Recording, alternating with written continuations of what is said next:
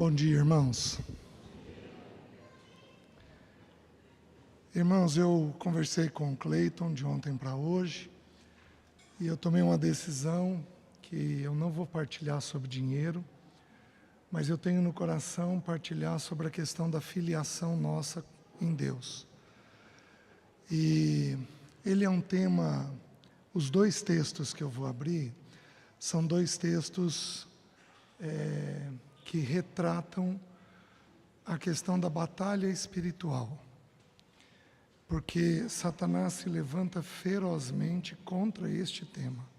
Ele não quer que nós nos vejamos como filhos de Deus. Então, nos dois textos, Satanás aparece muito. Eu partilhei essa porção há 2 semanas atrás e eu preparei os irmãos. Irmãos, eu quero que vocês fiquem atentos, debaixo de oração, porque é possível que vocês sejam atacados.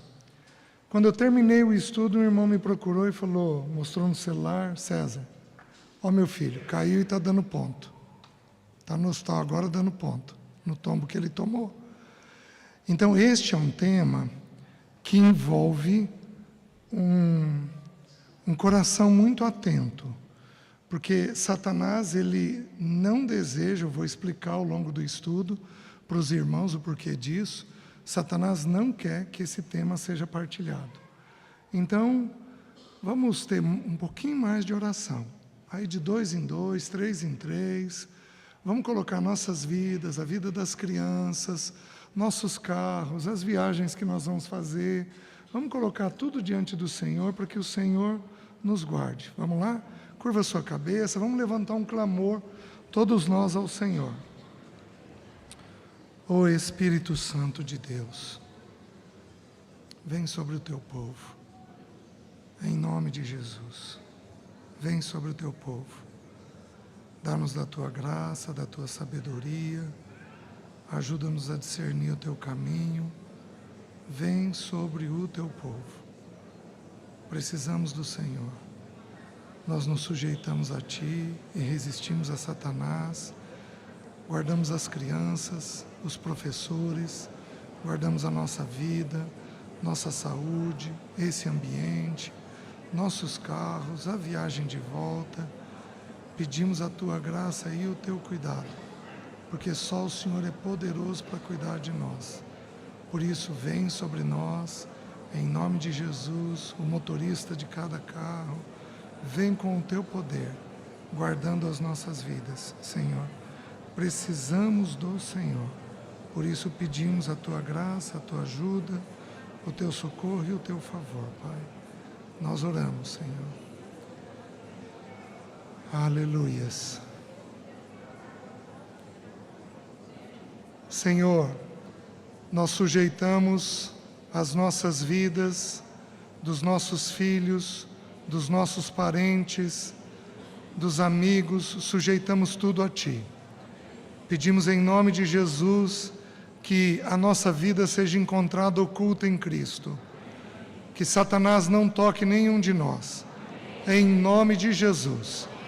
Guardamos os professores, as crianças, guardamos os nossos carros, guardamos os motoristas que vão dirigir, pedindo o Teu cuidado e a Tua graça sobre todos nós, para que o Teu nome seja glorificado.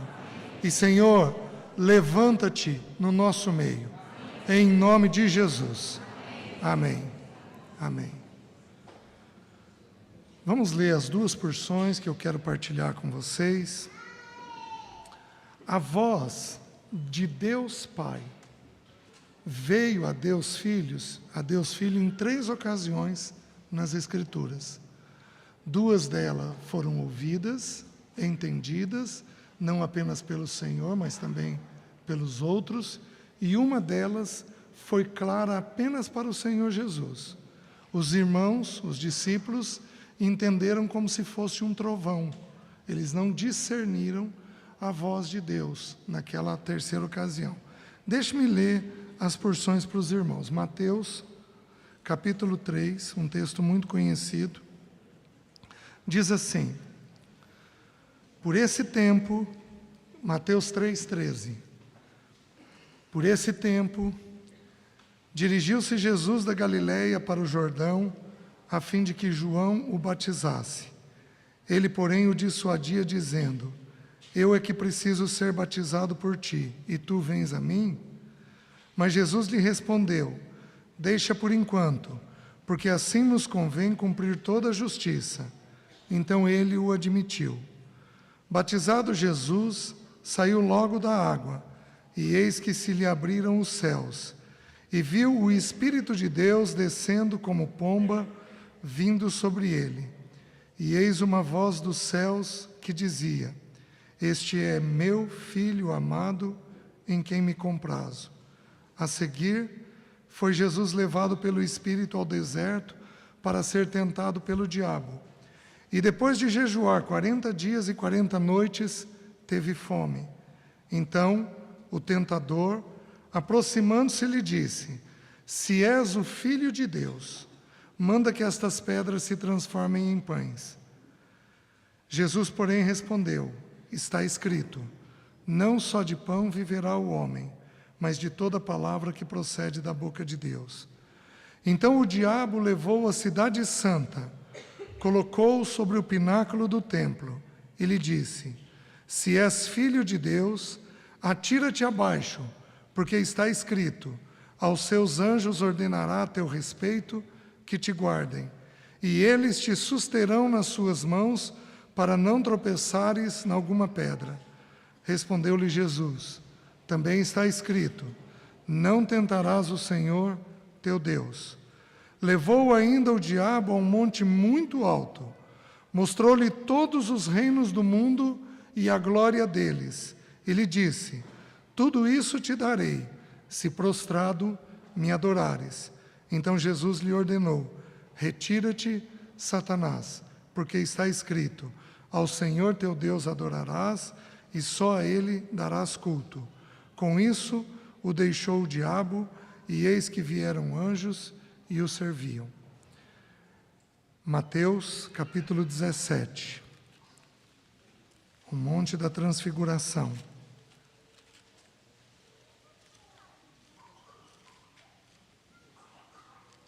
Só um instante, irmãos.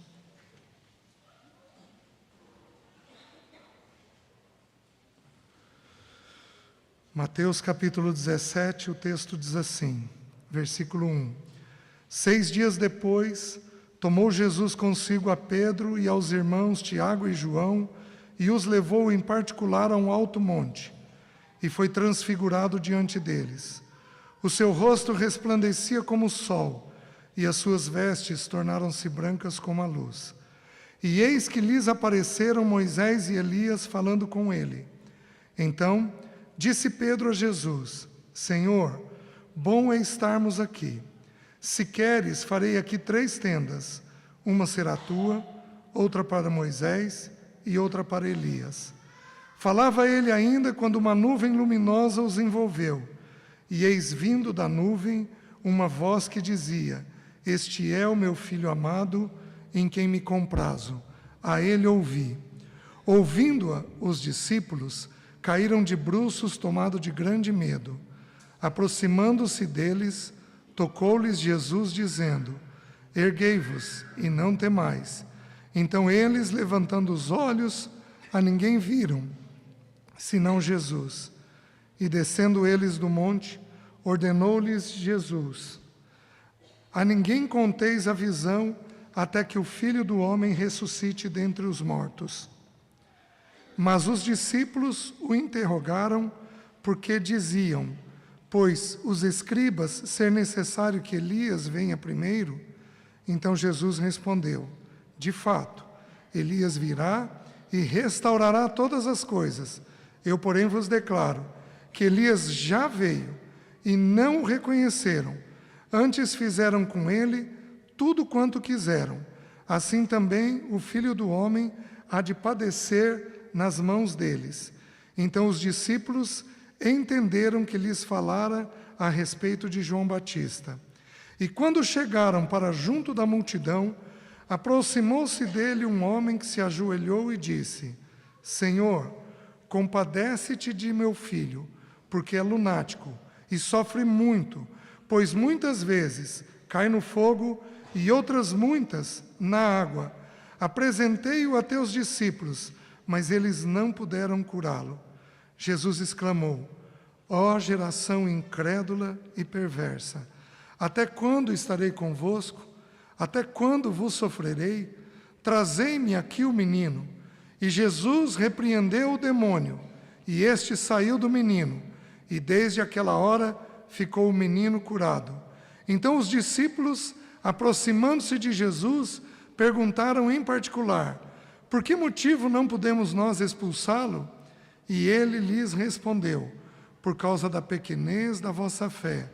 Pois em verdade vos digo que se tiverdes fé, como um grão de mostarda, direis a este monte: passa daqui para acolá, e ele passará. Nada vos será impossível, mas esta casta não se expele, senão por meio de oração e jejum. Ainda João capítulo 12.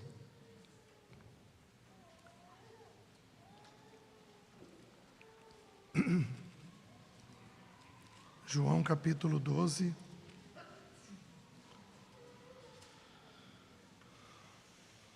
Versículo 27.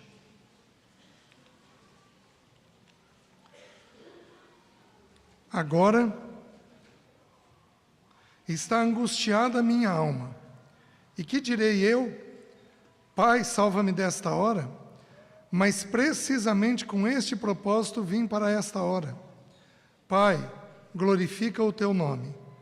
Então veio uma voz do céu: eu já o glorifiquei e ainda o glorificarei. A multidão, pois, que estava ali, tendo ouvido a voz, dizia ter havido um trovão. Outros diziam: foi um anjo que lhes falou. Então explicou Jesus: não foi por causa de mim que veio esta voz, e sim por vossa causa. Meus queridos, Mateus 3, volta lá. Os 3 textos, eles têm muito a ser estudado. Então, o que eu vou falar é uma pequena faceta das verdades contidas nessas porções. Mas os textos, eles são muito singulares, mas muito singulares. No texto de Mateus 3, nós temos o pai dizendo ao filho que ele é filho, e o diabo tomando ele e o tentando em 3 coisas. Mas das 3 coisas, 2 começavam de que forma? Se és filho. O diabo questiona a nossa filiação. Ele questiona. O texto bíblico mostra isso com clareza.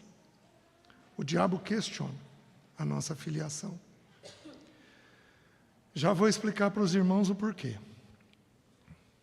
No texto de Mateus 17, no Monte da Transfiguração, o texto é maravilhoso.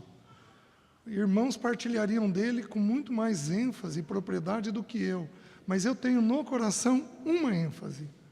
A voz do Pai vem e repete a mesma coisa, acrescentando 2 palavras: este é meu filho amado, em quem eu me comprazo. A ele ouvi. Já vou explicar para os irmãos o porquê disso. Eles descem do monte. Com o que Jesus se depara? Com um pai e um filho possesso. Eu não sei se você vê o que eu estou vendo, mas é a mesma verdade. Só que agora não foi o Filho de Deus quem foi provocado.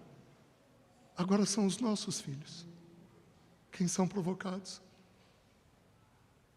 Somos nós próprios, como filhos, quem somos provocados pelo diabo, para que nós nos mantenhamos escravos. Na terceira vez que a voz vem, a voz diz apenas: eu já o glorifiquei e ainda o glorificarei. Vocês se lembram de Maria, quando foi transformar água em vinho? A atitude dela? Ela vira como toda mãe orgulhosa de seu filho. Ela sabia que ele era Deus. O anjo havia aparecido para ela.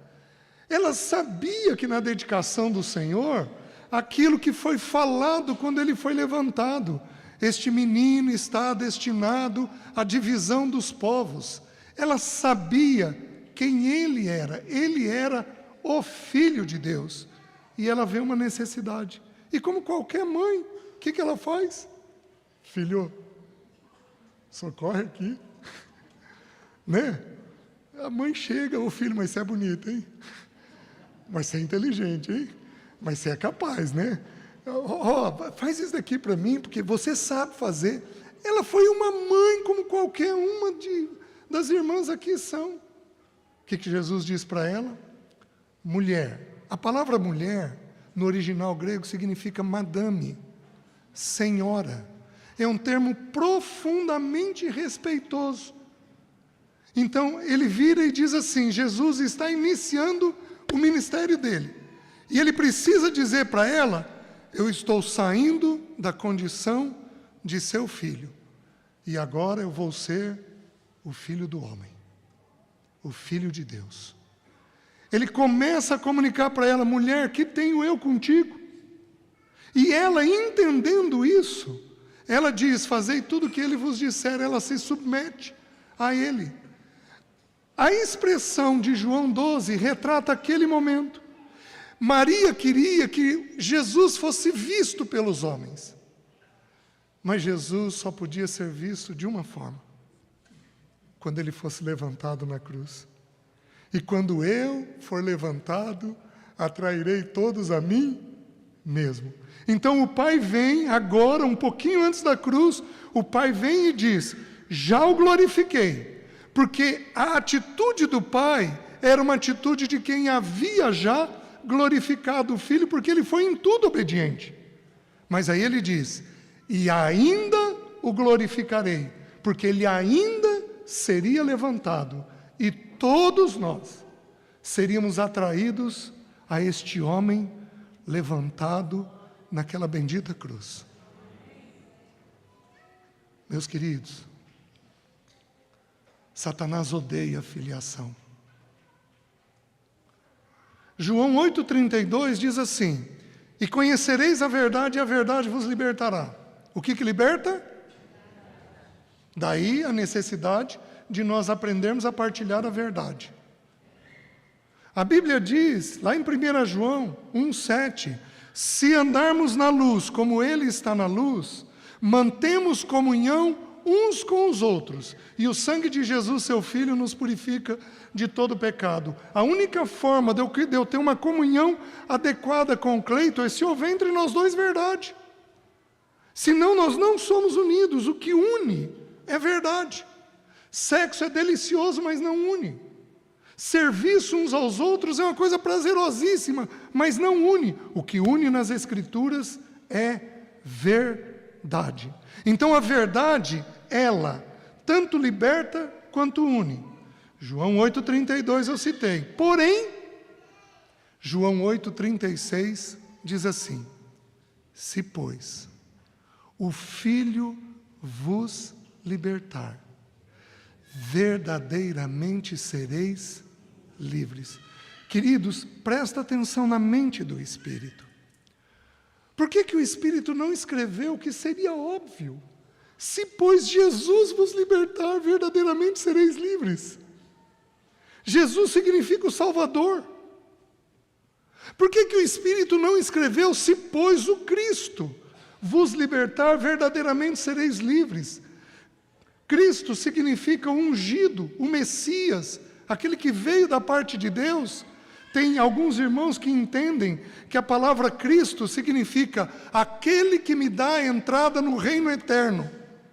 Ele nos toma pela mão direita, garante a nossa passagem aqui e nos dá entrada no reino eterno, salvos por Ele, preservados por Ele.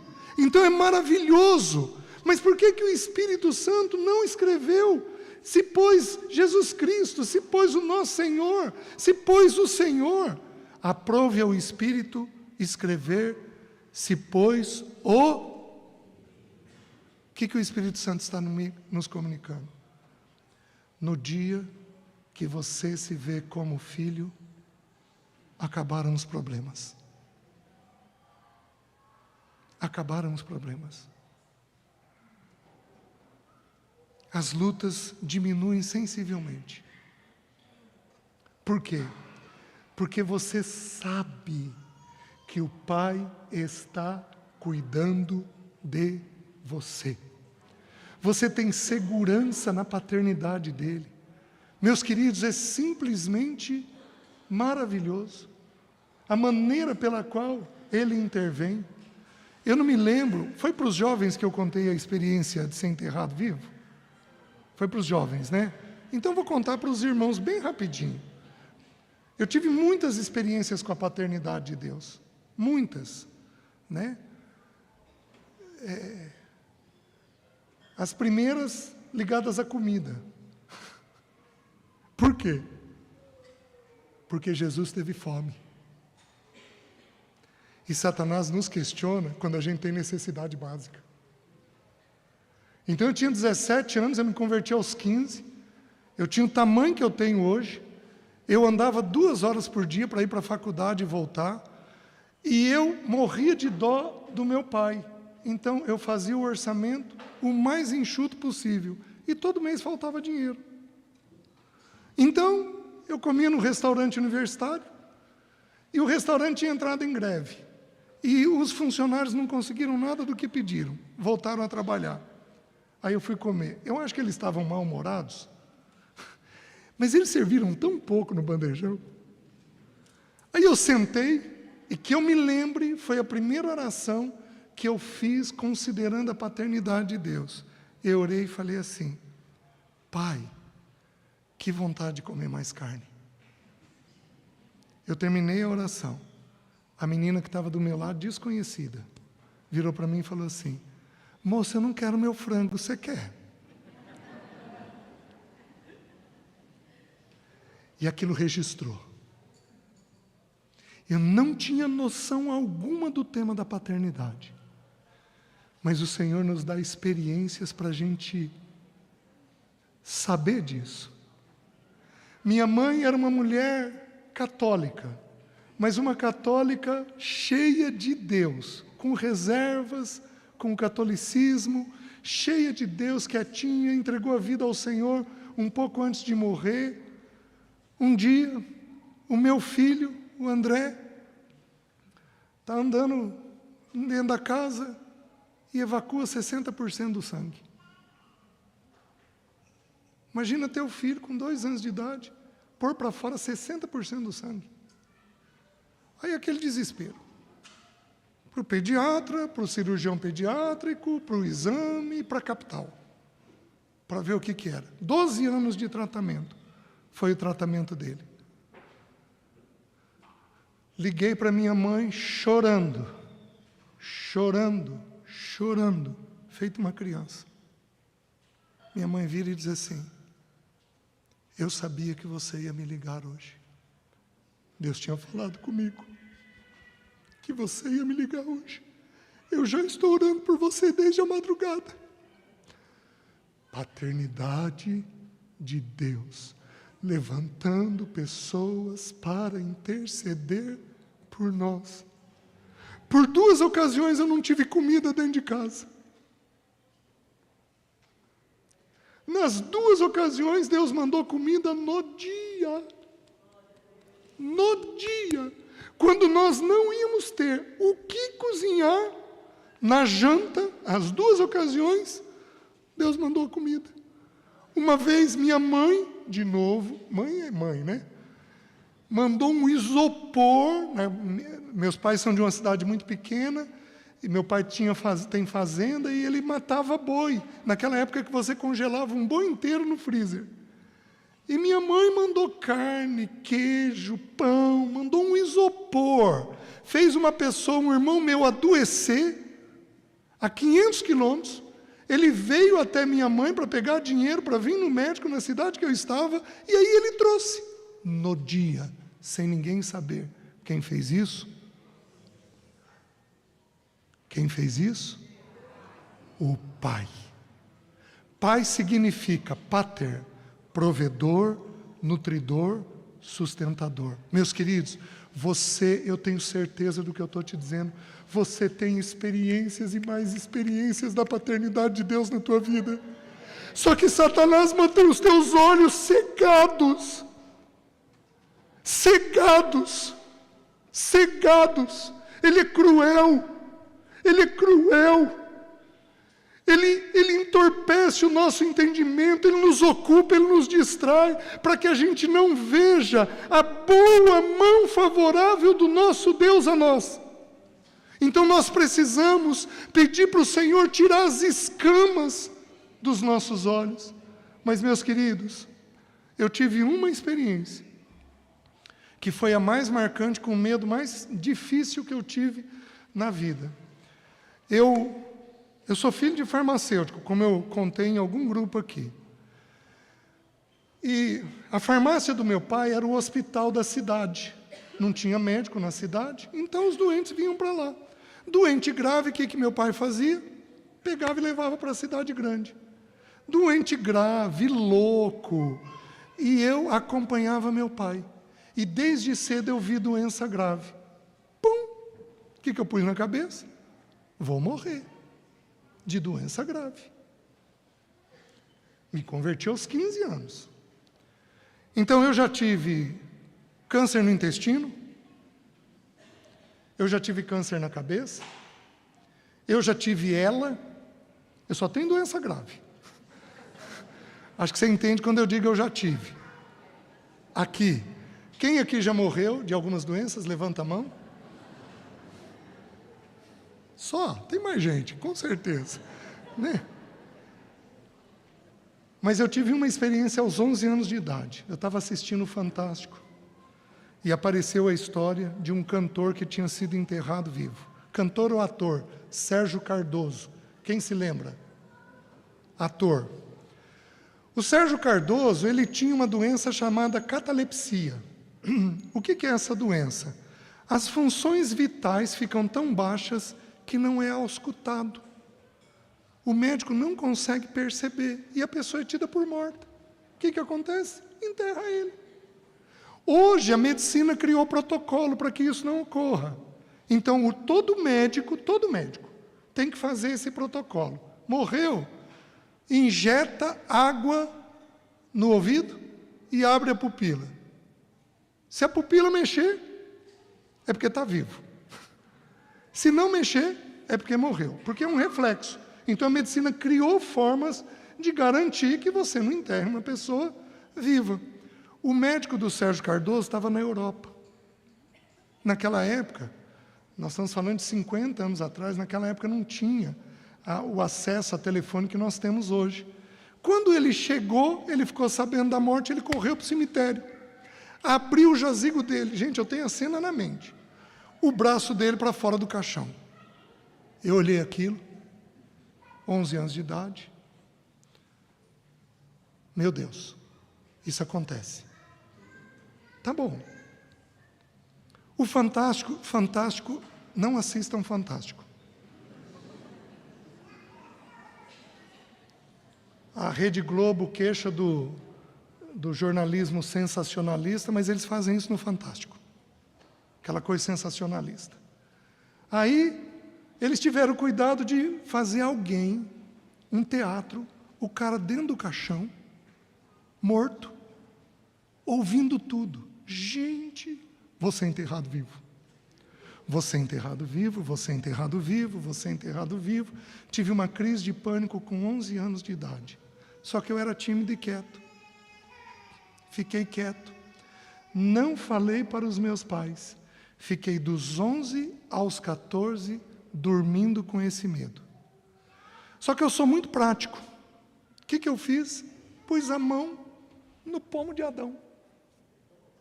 E eu ficava engolindo.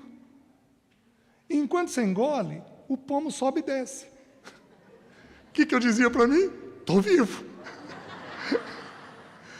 Então, a minha voz rouca, a minha fonoacha, pelos exames que eu fiz, pelas lesões que eu tenho, a minha fono acha que esse movimento que eu fiz lesionou as cordas vocais. Daí a minha voz rouca.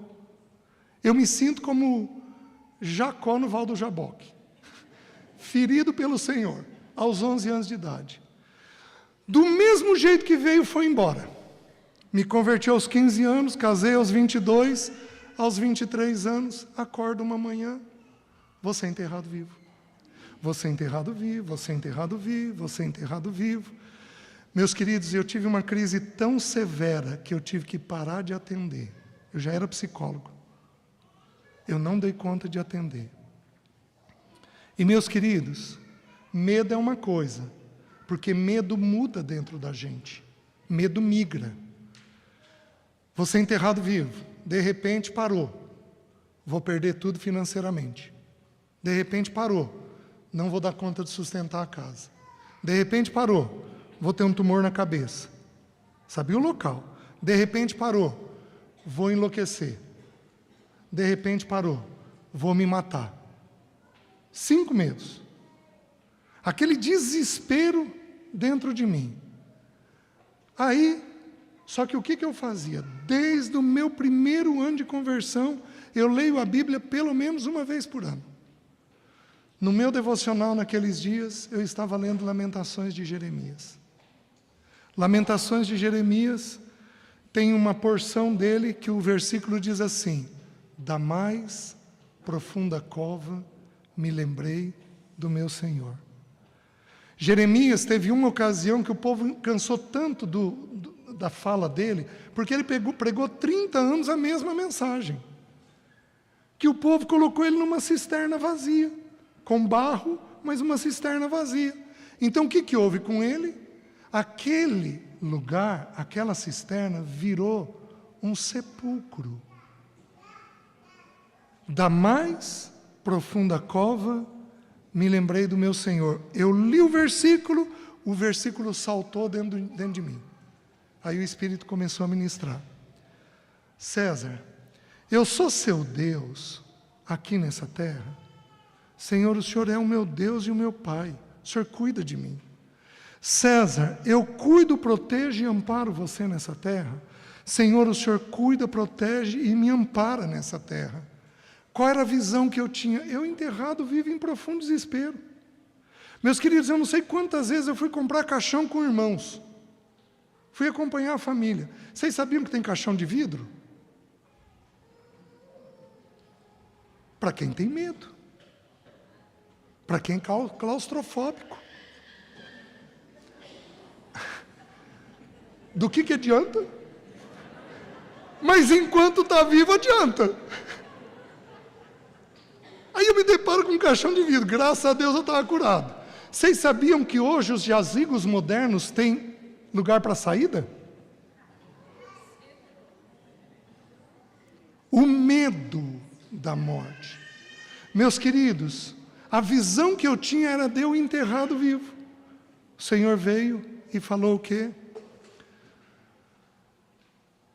Eu cuido, protejo e amparo você. Senhor, o Senhor faz tudo isso. Aí ele virou e falou assim: que diferença tem para mim 1,5 metro abaixo da terra? Aí ele colocou uma visão.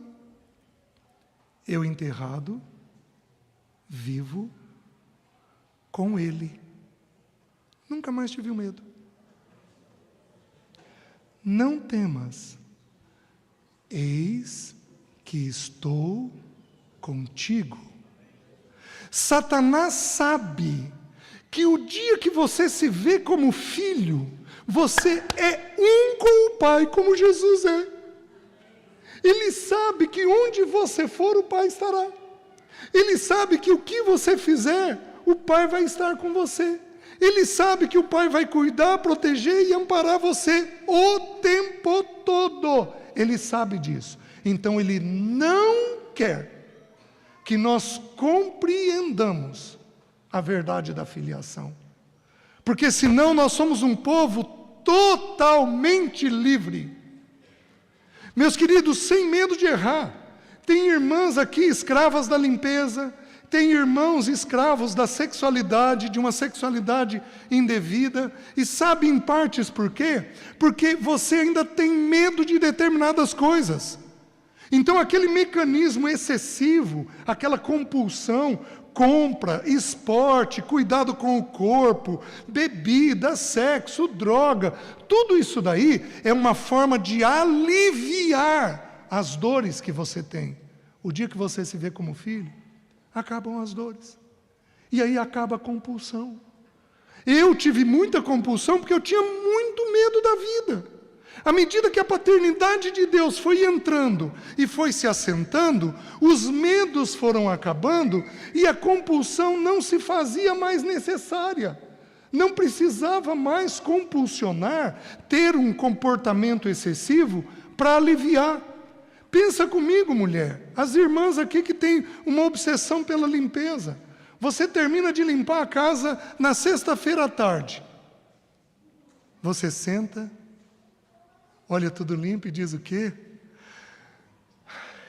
Está tudo em ordem. Você está brigada com o marido, teu filho está na rua, mas você tem uma falsa sensação de que está tudo em ordem. Porque nós procuramos mecanismos para aliviar a alma. Quando o único mecanismo que Deus criou para aliviar a nossa alma é a nossa filiação nele. Faz sentido, meus irmãos? Satanás, então, se levanta contra. Aí, no versículo 17, ele diz, e eis uma voz do céu que lhe dizia. Deixa eu falar algo antes. Jesus passa por um batismo de arrependimento. Mas, meus queridos, qual é a necessidade de arrependimento do Senhor? O que ele tem para se arrepender, para se submeter a isso? Então, nós sabemos que ele não tem nada. Ele está dando, então, um modelo para nós. Tá bom. Há um tempo atrás, eu fui estudar a palavra arrependimento. A palavra arrependimento é a junção de duas palavras. Metanoia. Mudança de mente. É quando você muda de mente. Mas, quando você estuda as palavras em separado, o dicionário Vini sugere isso. E eu achei maravilhoso, o léxico, aliás. Vini sugere isso daí. Quando você estuda as palavras em separado, significa perceber depois. Então, o que é arrependimento? Perceber depois. É ou não na prática o que acontece? A gente faz algo errado, depois a gente percebe e pede perdão. Porém, Jesus está num caminho mais elevado. Um dos dois irmãos partilhou isso, eu não me lembro qual, o que eu vou falar agora. Jesus está nos dando um modelo. Ele passa por um batismo de arrependimento, porque 3 anos depois, o pecado de todos nós seria colocado no ombro dele. E Jesus lida com arrependimento de que forma? Ele percebe antes. A gente tem a condição de perceber que está entrando no caminho do pecado e sair daquilo antes. A nossa comunhão com o Senhor faz isso. Jesus está nos dando um modelo de que nós temos condições de lidar com essas realidades antes que elas aconteçam na nossa vida. Então é simplesmente maravilhoso isso daí. Porém, tudo que houve com o Senhor Jesus vai haver com nós. Então, quando Jesus inicia a carreira cristã dele, ele passa por esse batismo de arrependimento, mas a voz do Pai vem para ele e diz: você é meu filho amado, meu filho amado em quem eu tenho prazer. Meus queridos, quando você começa a carreira cristã, a voz de Deus vai falar a mesma coisa para você. Só que nós não temos percebido, porque Satanás não quer que a gente ouça essa voz, como está sendo explicado. Ele não quer. O que a frase tem a dizer? A frase diz assim: você é meu. Você é meu. O Espírito podia ter colocado: você é o filho.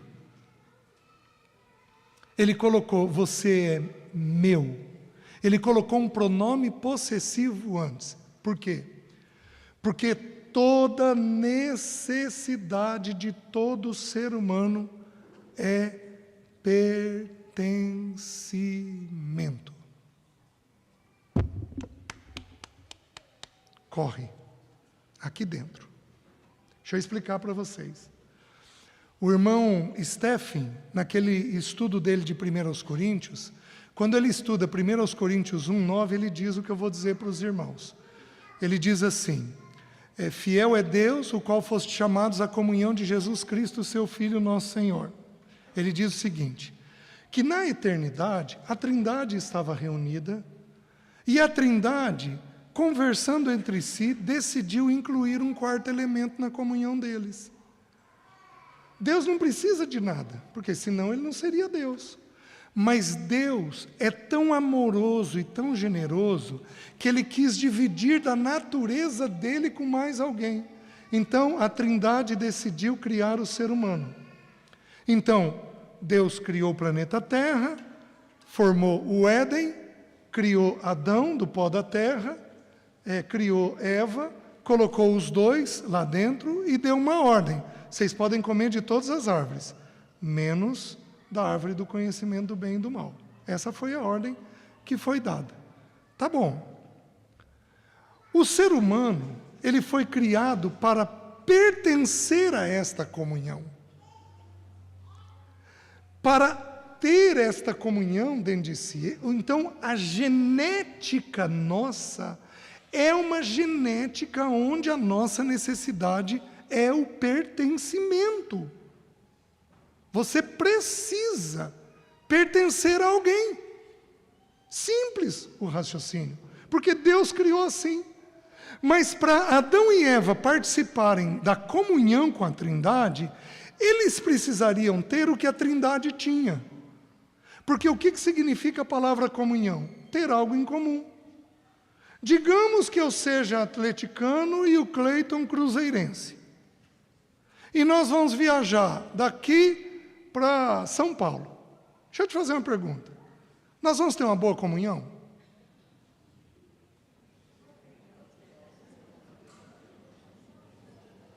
Assim, vai sair um sarrinho de vez em quando? Segunda divisão, né? Nem sei se está, eu não domino futebol, né?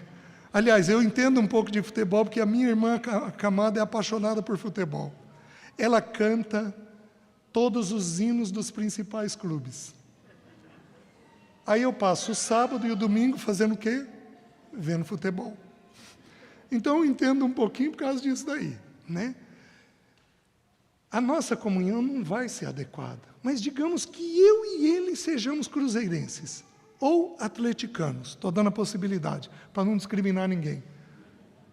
Aí a nossa comunhão vai ser boa, porque nós temos algo em comum. Digamos que a gente ame pescaria.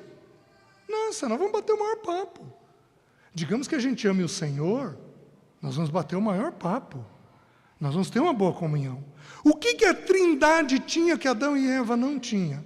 Uma palavrinha chamada vida. A zoe de Deus, a vida de Deus. O que Deus fez? Plantou a árvore da vida. Para que eles, então, ao comerem, pudessem participar dessa comunhão, pudessem, então, pertencer à Trindade. Então, presta atenção no que eu estou te dizendo. Pulsa dentro de você a necessidade de pertencimento. Onde que o ídolo entra? Nessa necessidade. O ídolo entra exatamente nessa necessidade. Então, nós nascemos sem Deus, porque nascemos em pecado.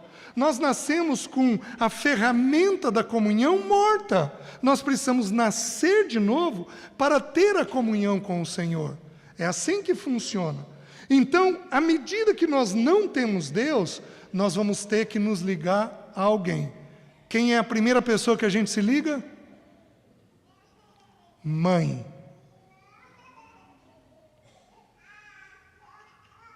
Quem é a segunda? Pai. Porque a genética está dentro de nós. Nós precisamos deles para pertencer. Meus queridos, aqui está um grande problema nosso. Tem filho que tem mais necessidade de pertencimento. Tem filho que tem mais necessidade de pertencimento. Você pega uma criança autista, um exemplo. Ela é hiper ligada na figura da mãe. Ela não desliga da figura da mãe. Por quê? Porque é a pessoa que dá o senso de segurança para ela. Como o mundo é mais assustador para ela, ela tem uma hiper necessidade da figura da mãe. Qualquer criança especial, autismo, Down, TDAH, que também é uma doença, qualquer doença física que uma criança tenha, ela elege a mãe para dar esse senso de segurança. O pai, depois, para dar esse senso de segurança. Meus queridos, os nossos filhos têm necessidade de pertencimento. Pertencimento. Tanto quanto nós temos. Então o Espírito veio e disse o quê? Você é meu. Ninguém põe a mão, porque você é meu. Você é tão meu, que eu construí a tua história e eu vou completar o que eu determinei. Estou plenamente certo de que aquele que começou a boa obra em vós, há de completá-la até o dia de Cristo Jesus. Filipenses 1:6. Então ele vai completar a obra. Por quê? Porque nós somos dele. O que Jesus, o nosso irmão mais velho, falou? Todo aquele que o Pai me dá, de forma alguma o lançarei fora. Ele nunca nos rejeita. Ele nunca nos rejeita. Nunca. Nunca. Meus queridos, eu era tímido. Quem aqui é tímido, levanta a mão. Se é que vai dar conta de levantar.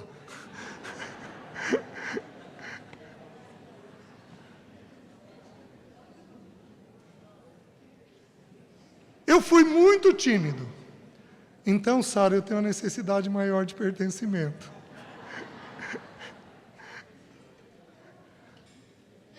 Meus queridos, o filho, quando ele é tímido, ele precisa de um pertencimento maior. Você tem noção da luta mental nos primeiros anos da minha conversão, do medo de ser rejeitado? Do medo de ser rejeitado? Meus queridos, eu tinha 16 anos de idade, eu ia para acampamento e eu sou muito serviçal. Eu varria o salão todo, eu limpava todas as mesas, eu lavava a louça, eu deixava tudo em ordem, eu limpava os banheiros, mas eu fazia de que jeito? Deus, será que eles estão vendo? Será que eles estão vendo? Nossos filhos têm essa necessidade. Nós precisamos garantir para eles que eles são nossos. Nós precisamos dar garantias do pertencimento. Nós temos essa necessidade da parte de Deus.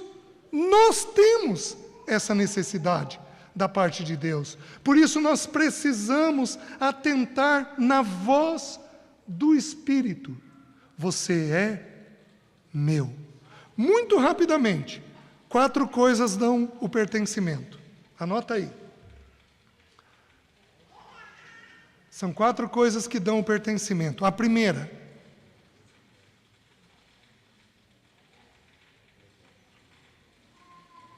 acho que é a TV. Pronto. Tudo bem? A primeira coisa que dá o pertencimento, tempo. Filho precisa de tempo. Não basta ser tempo de quantidade, tem que ser tempo também de qualidade. O mundo hoje está dizendo que o filho precisa de qualidade de tempo, porque é uma justificativa para o nosso excesso de trabalho. Filho precisa de tempo, porque onde estiver o teu coração, o teu tesouro, aí estará também o teu coração. Homem, você chega em casa, Você procura os seus?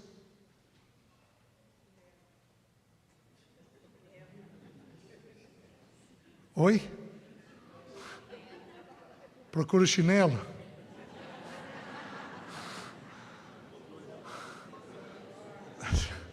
Tem outros que estão sugerindo que é o controle remoto. Olha o que eu estou ensinando, uma besteira. Você entra em casa, tira o sapato e procura os seus. Você está fazendo o meu. Ei, menino, como é que foi o dia hoje? De preferência, o ideal é que você procurasse quem primeiro? Sua querida, cheguei.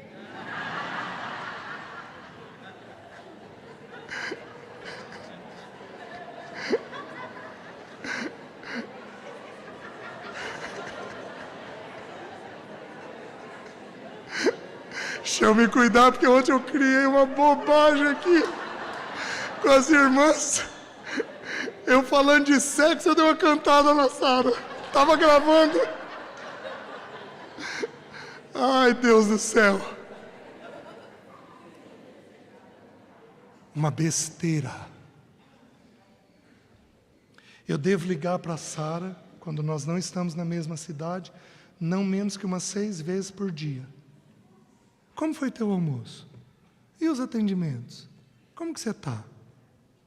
Meu. Os nossos precisam saber que eles são nossos. Meu. Filho tem necessidade de pertencimento, tanto quanto nós temos. O Espírito faz por nós. Podemos não estar ouvindo, podemos não estar ouvindo, mas o Espírito está dando garantias de que nós somos dele. Os nossos filhos precisam desse pertencimento que vem pelo tempo. Os irmãos estão entendendo? Há muitos anos atrás, eu estava pregando isso daqui para um irmão muito querido, ensinando essa verdade num grupo de estudo, num grupo de pais. A filha dele tinha 8 anos de idade. E ele começou a dizer: "Ô minha filha, 8 anos. Dali a algumas semanas, ela chamou ele e falou assim: "Papai, eu amo quando o senhor me chama de filha, mas eu amo muito quando o senhor me chama de minha." A gente não tem noção do tamanho do valor do que o Espírito está falando. Primeira coisa, tempo. Segunda coisa, toque. Toque físico. Quem aqui é seco? Levanta alto a mão. Quem aqui é meloso, é afetivo?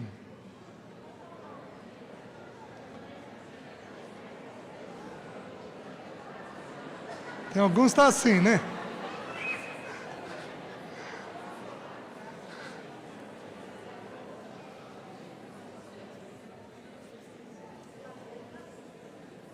Esses dias um pai me contou que o pai é afetivo e o filho seco. Então, um pai me contando que o pai é afetivo e o filho seco. Então, o pai abraçava o filho e o filho ficava à distância e fazia assim. Aí o pai resolveu dar jeito na situação. Ele teve uma conversa com o filho. "Filho, você é mais seco. E assim, a gente precisa ter um pouco mais de afeto. Então, vamos tentar aprender com o pai? Você não precisa ser meloso como um pai, mas você também não precisa ser seco do jeito que você é. Então, abraço de pai. Vamos lá?" Gente, com 2 anos o filho aprendeu. Tem coisa que leva tempo.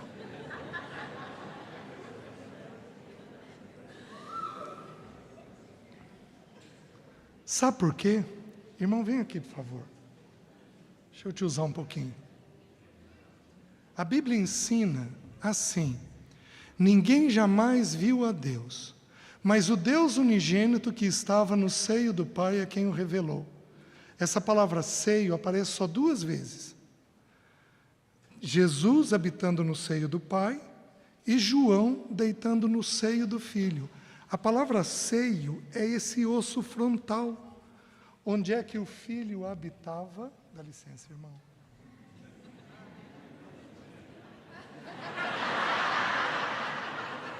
Do jeito que o pai faz. Assim, do jeito do pai. Isso.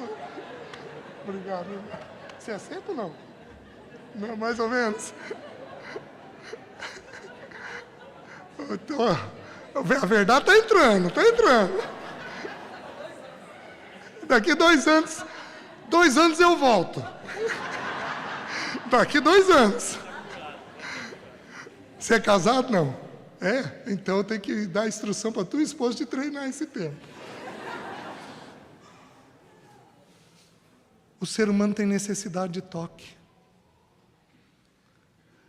Gente, alguns de nós nascemos mais sensíveis. Você nasce com uma necessidade maior de toque. O autista grave, ele não suporta o toque. Então ele precisa da presença, mas ele não suporta. Ele tem uma doença desconhecida, não sabe qual é o problema. Os estudos mais recentes estão sugerindo que é uma enzima no cordão umbilical da mulher. Mas também não está comprovado ainda, são estudos ainda. Então assim, ele não consegue se entregar, mas o ser humano tem necessidade disso. Então você não sabe como teu filho é. O que você vai fazer? Você vai tocando. E o que é triste é que quando eles são pequenininhos, gente, me dá vontade de morder, né? E à medida que eles vão crescendo, que eles têm uma compreensão melhor, nós vamos nos distanciando. Não pode isso. Filho precisa de toque. E aqui fica uma palavra para os líderes. Quem aqui é líder dentro da igreja? Levanta a mão. Homem ou mulher? Levanta alto a mão. Isso. Fica aqui uma palavra para os líderes. Porque a grande tentação é que nós somos de todo mundo. E os nossos filhos não veem uma exclusividade nossa para com eles. E isso está errado. Isso está errado. Já mostro isso para vocês.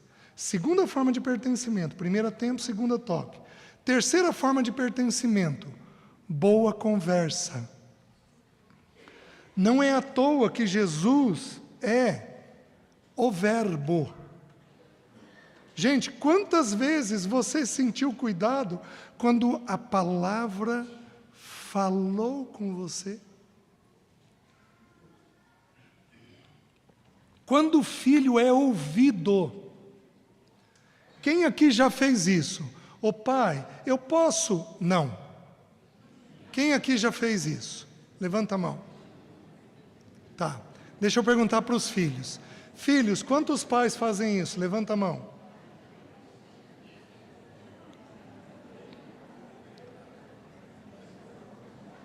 Você não, eu fiz isso e já corrigi.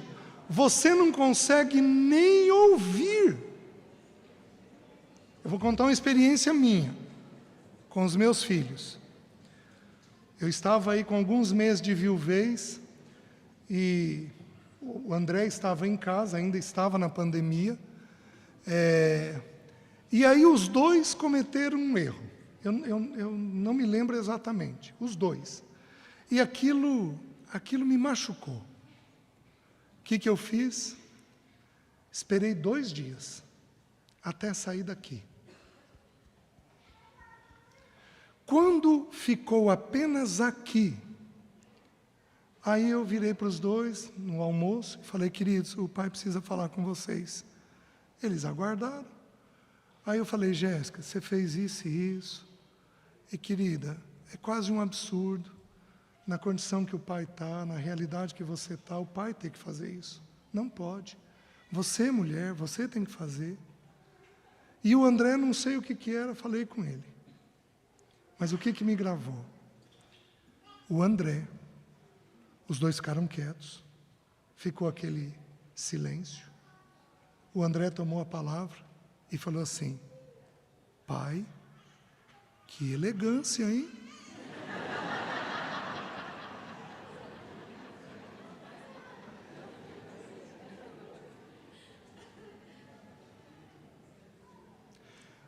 Porque não tem emoção ruim junto. Não tem emoção ruim junto. Você sabe por que os nossos filhos se abrem com os terapeutas e não se abrem com vocês? Porque o que o terapeuta faz? Ouve. Ouve. Como é que você vai instruir bem se você não ouvir? Filho precisa de boa conversa. Assim é com o nosso Pai. Quantas vezes você confessou o mesmo pecado? E o que teu Pai Celeste fez? Perdoou. E recomeçou. Quem somos nós para agirmos com os nossos filhos de forma diferente? Filho precisa de boa conversa. A partir dos 12 anos, então, eles precisam carregar a gente de perguntas, de dúvidas, de incertezas, por causa daquilo que vai ser vivido no dia a dia. Quarta forma de dar o meu. Gentilezas no serviço. Você fazer coisas boas para os filhos. Porque o filho também percebe que você está tendo um ato de amor por ele. Então, por exemplo, teu filho precisa de um tênis. O que você podia fazer? Filho, o pai vai com você. O pai vai pagar. É daqui. Qual é a tua necessidade? Deixa que o pai faz. Gente, pequenos serviços. Há um tempo atrás, um pai... Não, essa não dá. Meu. Depois diz que ele é filho. Existe um texto em Ezequiel. Ezequiel, capítulo... Só me dá um minutinho, se não me engano, 40... Ezequiel 46, versículo 16 e 17. Olha o que diz. Assim diz o Senhor Deus, quando o príncipe... Vai lá, Ezequiel 46, versículo 16 e 17. Assim diz o Senhor Deus, quando o príncipe der um presente de sua herança a algum de seus filhos, pertencerá a estes, será possessão deles por herança. Mas dando ele um presente da sua herança a algum de seus servos, será deste até o ano da liberdade. Então tornará para o príncipe, porque a seus filhos, e somente a eles, pertencerá a herança. Meus queridos, filho tem distinção dos outros. Filho tem distinção dos outros. Você precisa ter um carinho que é só do seu filho, não é nem da sua esposa. Você precisa ter uma palavra, uma forma de chamar, um cuidado, uma palavra especial, que é só você e ele que tem. Você não vai falar isso para todo mundo. Por quê? Porque há uma distinção do filho e do servo. Os irmãos estão tentando entender? Estão conseguindo entender? Então, filho precisa ter garantias de que ele é filho, de que em primeiro lugar vem ele. Você quer ver a tragédia? Quem aqui foi comparado com um primo ou algum parente? Levanta a mão. Gente, vocês têm noção do grau de ansiedade que isso gera? Porque parece que você nunca é suficiente. Então está errado. Aí ele diz, ele é um filho amado. Você precisa ter expressões de amor. A palavra aqui é ágape, ou agapau no verbo, que significa um amor outro-centrado. Um amor centrado no outro, e não em si mesmo. Vocês estão me entendendo? Um pai me contando, há um tempo atrás, o telefone tocou de madrugada. Um frio, e o telefone tocou de madrugada. Acordou assustado. Quem que era? A filha no quarto ao lado. Rindo. Ô pai, está muito frio. O senhor não pega um copo de água para mim? Aquele pai fez o quê?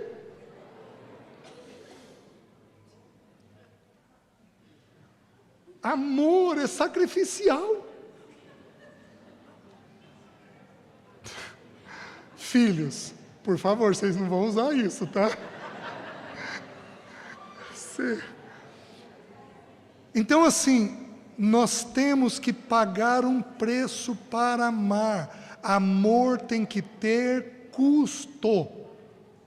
Filho precisa saber que nós estamos abrindo mão de coisas para nós em função deles, porque isso dá para eles uma garantia. O que Deus Pai fez conosco? Abriu mão de seu Filho, por amor a nós. O que o Filho se fez? Ele era rico e se tornou pobre, por amor de nós. Então nós temos que ter essa atitude com os nossos filhos, certo? E então, quando você põe o meu, o filho e o amado, o filho corresponde com obediência. E você vai dizer o quê? Mas que prazer que eu tenho em você, menino. Que prazer que eu tenho em você, menina. Porque quando nós damos as 3 primeiras coisas, ele corresponde com a 4ª coisa. Os irmãos estão entendendo?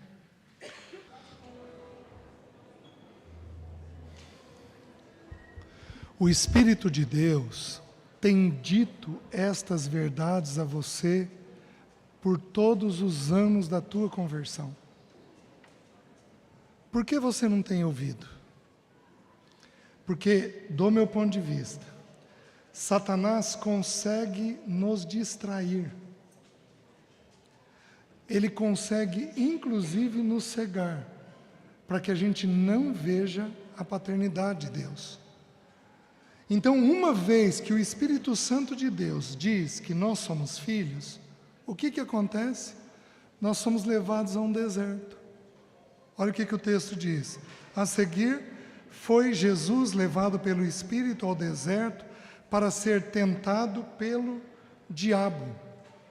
Queridos, diabo, no original grego, significa maldizente. Obviamente que o diabo, ele é um inimigo, ele é Satanás, ele é um inimigo feroz contra nós, mas a expressão diabo significa maldizente, aquele que maldiz. Então deixa eu te explicar uma coisa. Qual é a principal forma de Satanás cegar em nós a visão da paternidade de Deus? Começar a fazer com que nós tenhamos pensamentos ruins sobre a vida.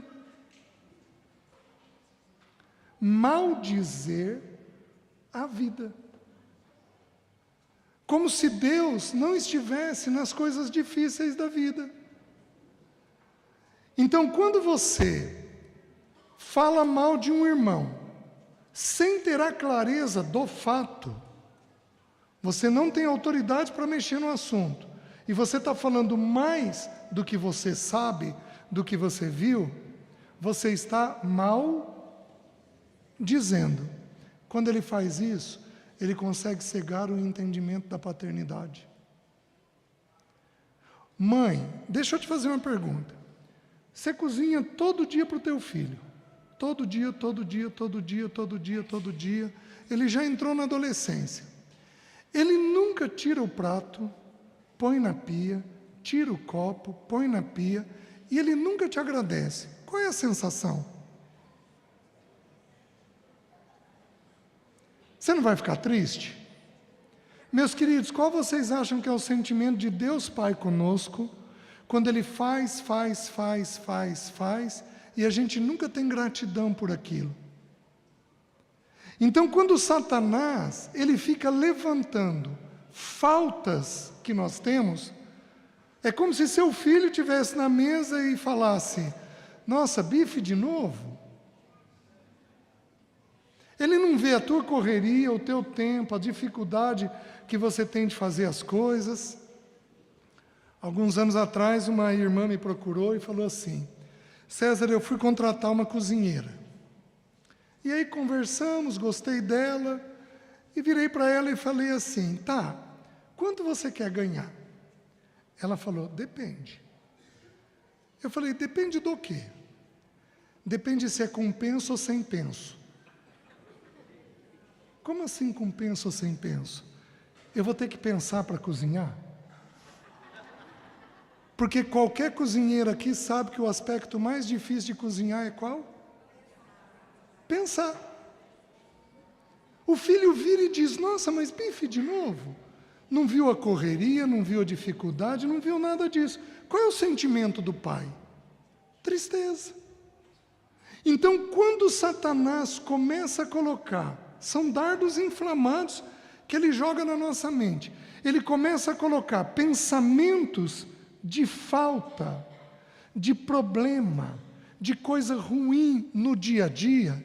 Ele cega o nosso entendimento para a paternidade de Deus.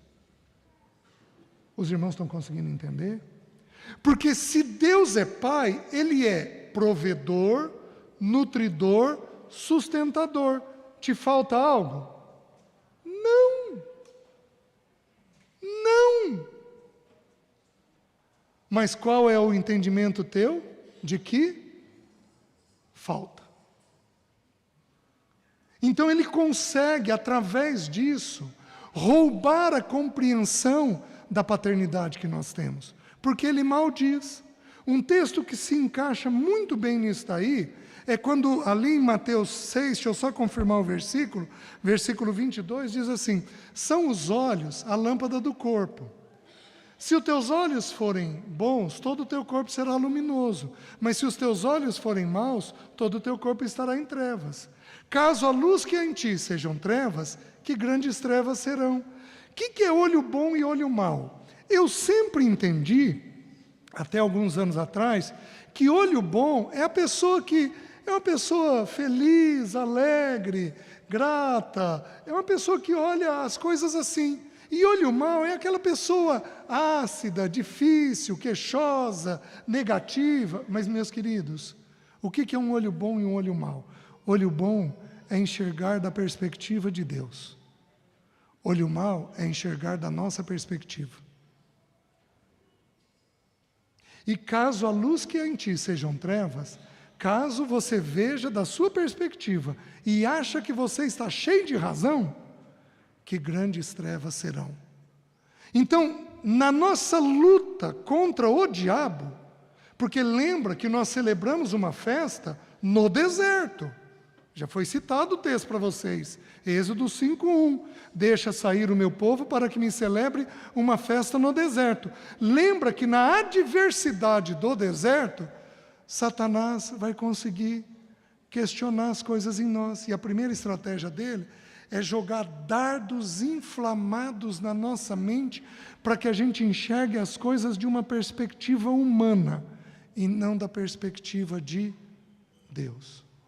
Meus queridos, se eu tenho algo, louvado seja o nome do Senhor.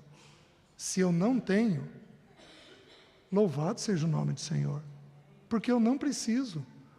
Um pai nunca priva senão para proteção. Pensa comigo, você é um bom pai. Você priva algo do seu filho, senão para a proteção dele? Então é um princípio. Deus Pai só priva o seu filho de algo para proteger o seu filho. Eu trabalho no 10º andar. Digamos que eu tivesse um filho de 5 anos e tivesse um banquinho lá na janela e eu pegasse ele subindo no banquinho e querendo abrir a janela. O que eu vou fazer? Vou tirar o banquinho. Ele vai compreender? Não. Eu estou protegendo? Tudo aquilo que você não tem é uma proteção para você. Simples assim. Você está entendendo? Então, por exemplo, alguns de nós não vamos enriquecer. Não vamos. E por que Deus está fazendo isso? Porque é para a nossa proteção. Alguns de nós vamos casar. O que Deus está fazendo? Nos protegendo pelo casamento. E alguns de nós não vamos casar. O que Deus está fazendo? Nos protegendo pela solidão. Você precisa entender que Pater é provedor, nutridor, sustentador. Ele é quem promove o que você precisa. Agora, Deus tem uma regrinha muito simples. Ele não dá o que a gente deseja. Ele dá o que a gente necessita. É diferente. Desejamos muitas coisas que vão fazer mal para nós. Então o que Ele faz? Não dá. Onde entra a batalha, na falta, você começa a ter pensamentos ruins. Pensamentos com a tua perspectiva e não com a de Deus. Quantas irmãs aqui estão viúvas? Quantas irmãs aqui estão separadas porque o marido deixou, o marido foi embora, e se encontram na condição de viúva. E na condição de viúva, a tua mente vai criar muitos cenários de desespero. Meu Deus, e agora? Meu Deus, e agora? Qual é a promessa? Que Deus é o juiz da viúva. Ele julga todas as causas dela. Que Deus é o pai dos filhos dela. Ele se torna o pai dos órfãos. Meus queridos, Satanás não quer que a gente veja da perspectiva de Deus. Ele não quer. Então ele vai lançar pensamentos que maldizem a vida. E aí você tem que ter um cuidado enorme, mas um cuidado enorme, ao conversar, inclusive com o seu parceiro, de verificar se vocês dois não estão com espírito queixoso. Te falta algo? Você vai dizer, César, tem um monte de coisa que eu gostaria que eu não tenho. A pergunta é, da perspectiva de Deus, está te faltando algo? Não.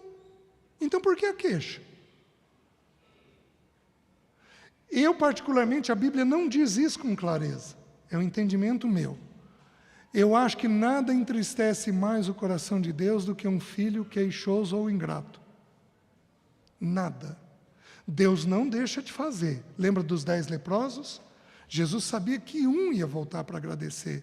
E os outros 9 foram embora. Ele não deixou de fazer. Deus não deixa de fazer por nós.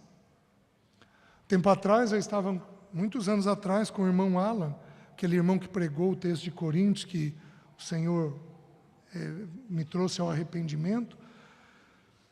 O irmão Alan estava na casa de um pastor, um irmão chamado Hélio, e o Hélio também era um pastor, e ele foi orar pelo alimento, e ele agradeceu a Jesus. E o pastor Alan fez uma correção, de forma muito respeitosa, falou, Hélio, quem que dá o alimento? É o Pai nosso que estás no céu. Santificado seja o teu nome, venha o teu reino, seja feita a tua vontade. O pão nosso. É o Pai quem está fazendo. É o Pai. Meus queridos, na jornada dessa vida, nós somos como uma criança fazendo uma viagem longa. Hoje muitos irmãos vão viver isso daí. Você está fazendo uma viagem de 500 quilômetros. Com 20 quilômetros o filho fala o quê? Já chegou? Ah, quero fazer xixi. Ah, já chegou? A gente, na viagem da vida, a gente é um filho inquieto. A gente esquece que o Pai sabe onde está nos levando. Os irmãos entendem? Sabe exatamente onde está nos levando. Então nós precisamos ter esse entendimento da paternidade de Deus. Cuide com pensamentos de ingratidão, de questionamento, de queixa. Cuide com esses pensamentos, porque eles são, via de regra, dardos inflamados do diabo. Para quê? Para roubar a tua filiação. E aí, das 3 tentações, transformar pedras em pães, pular do alto do pináculo e prostrado adorar o Senhor, das 3 tentações, em 2, Satanás questiona a filiação. Então, é onde nós vamos ter a filiação questionada. A primeira, nas necessidades básicas da gente. Nas necessidades básicas. Gente,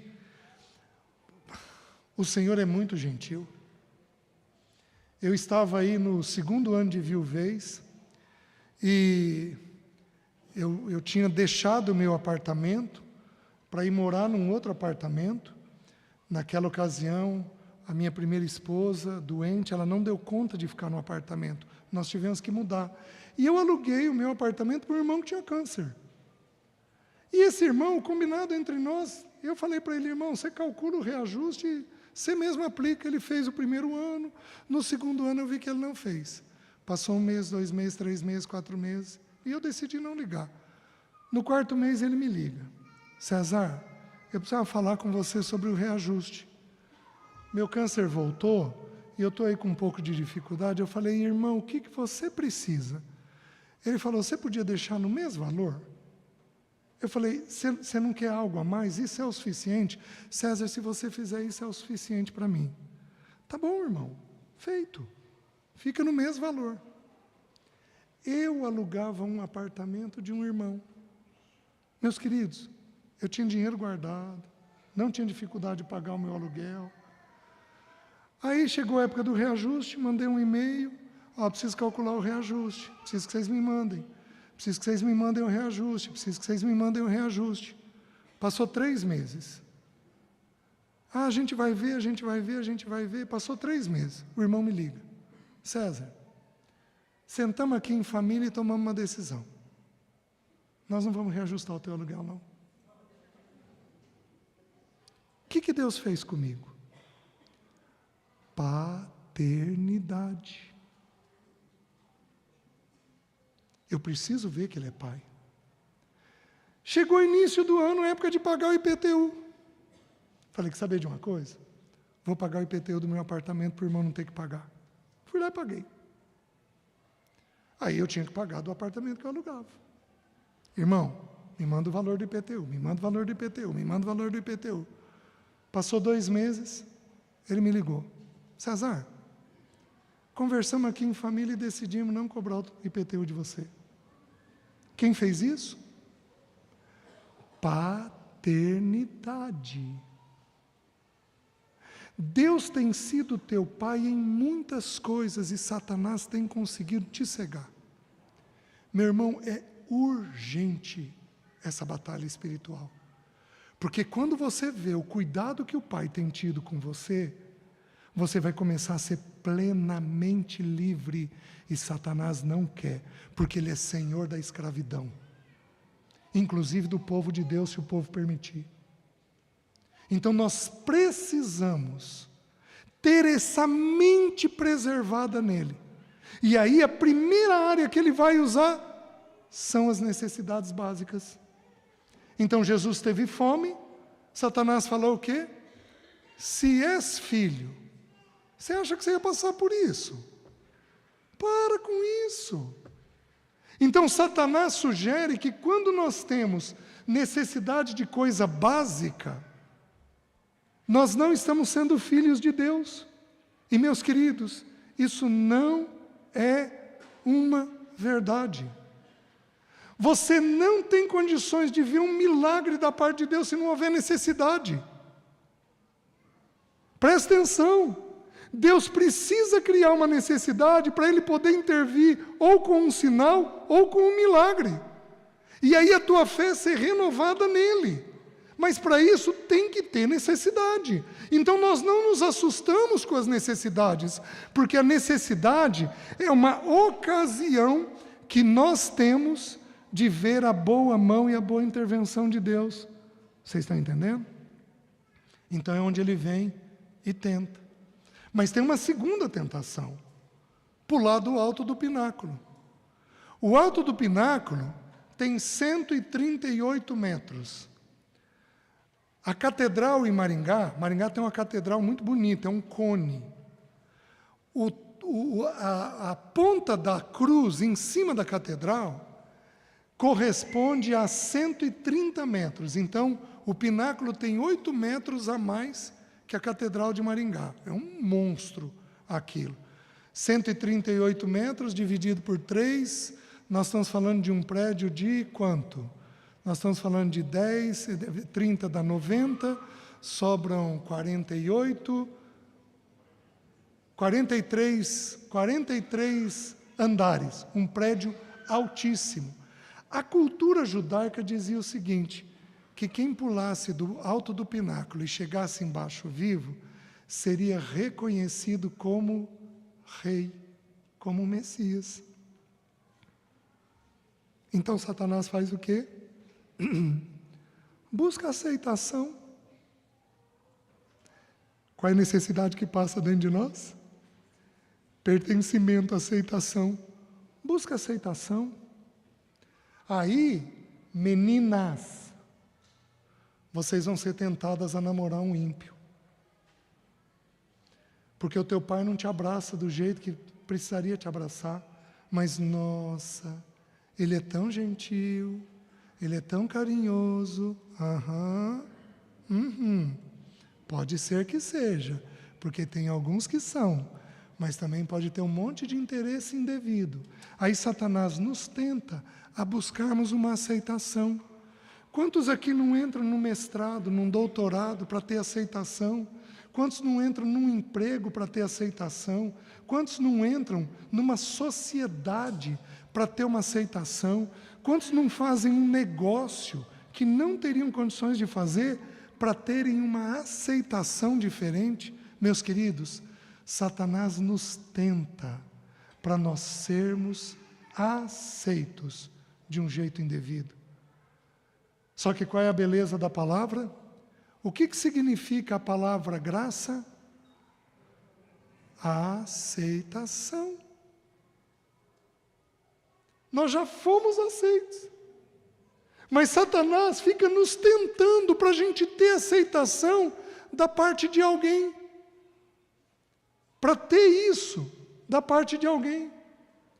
Esses dias eu fui partilhar no Rio de Janeiro, um irmão flamenguista roxo, ou vermelho, né? Aí ele me contou, César, Deus me pediu as camisas. Tinha uma coleção enorme. E eu dei todas. Porque estava roubando o meu coração. Porque ele buscava no Flamengo, o quê? O IBGE fez uma pesquisa, se não me engano, fazem 16 anos. Fez uma pesquisa com torcidas de futebol. Todas responderam a mesma coisa. Eu participo desta torcida porque ela é para mim como uma família. O que eles estão buscando? Aceitação. O que Satanás vai fazer? Vai te colocar uma distração. Não, mas no vôlei eu vou bem. No vôlei eu vou muito bem. Então eu preciso jogar. Porque lá a gente vai muito bem. Eu preciso que o meu filho jogue. Porque lá a gente vai muito bem. Futebol, vôlei, basquete. Aqui, lá em Maringá tem muito beach tênis. Aqui acho que tem muita peteca. Ou eu estou errado? Né? Você pode buscar aceitação por qualquer uma dessas coisas. E aquilo virá uma coisa que te envolve. E você não vê que você já foi aceito. E Satanás consegue te manter distraído. E aí nós temos a terceira tentação. Qual é a terceira? Poder. E Satanás não questiona isso daqui. Por quê? Porque o poder é uma coisa que nós naturalmente podemos ambicionar. A gente busca. A gente busca o poder. Do meu ponto de vista, o poder vem de 3 formas. Dinheiro, sexo e qualquer tipo de autoridade, porque a autoridade dá muito poder. Autoridade eclesiástica, autoridade política, autoridade de cargo. A gente é tentado em buscar poder. E, queridos, a instrução sobre o poder nas Escrituras é muito simples. Não busque. Deixe Deus te colocar. Não busque. Deixe Deus te colocar. Nós podemos aspirar ao episcopado, o presbitério. A Bíblia diz isso. Se alguém aspira ao episcopado, excelente obra almeja, mas é uma obra de serviço. É uma obra apenas de serviço, nada além disso. Então Satanás vem e provoca em nós todas essas realidades, da gente poder cair nesse engano. Por isso, cuida com o maldizente. Cuida com a queixa. Teu marido não é quem você gostaria? Tem uma música que, se Deus é... Como é que é? Tá, alguém canta ela rapidinho para mim, para eu... Se Deus quiser, Ele é Deus. Se Ele fizer, Ele é Deus. E se não fizer... continua sendo, se Ele curar, Ele é Deus. Se não curar, se a porta abrir, se não abrir, meus queridos, enxerguem o poder e a paternidade, enxerguem a soberania e o amor. Ele pode tudo. E Ele é amoroso comigo e com você. As 5 pessoas que eu sepultei, Ele foi bom comigo. Porque Ele é bom. Ele pode fazer algo sem amor? Não, porque Ele é amor. Se você tem, louvado seja o nome dEle. Se você não tem, louvado seja o nome dEle. Não deixa o diabo maldizer a tua mente. Não deixa o diabo com pensamentos contrários a essa soberania e essa paternidade de Deus. Não deixa. Lembra da sugestão dele para Eva? Esse é um Deus egoísta. Ele não pensa no teu interesse, não. Porque Ele sabe que no dia que você comer, você vai ser semelhante a Ele. Ele nos joga contra Deus Pai. E você tem que preservar a tua mente a todo custo, porque são dardos inflamados que vão entrar. Amém? Porém, vai até Mateus 17.